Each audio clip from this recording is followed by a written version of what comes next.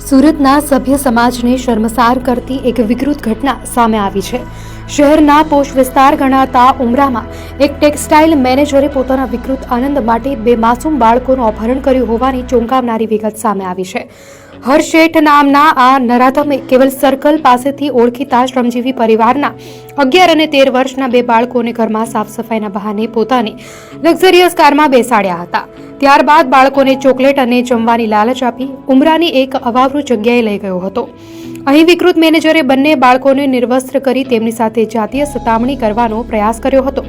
હદ તો ત્યારે થઈ જ્યારે આ નરાધમ પોતે પણ નિર્વસ્ત્ર થઈ બાળકો સાથે અણછાજતું વર્તન કરવા લાગ્યો।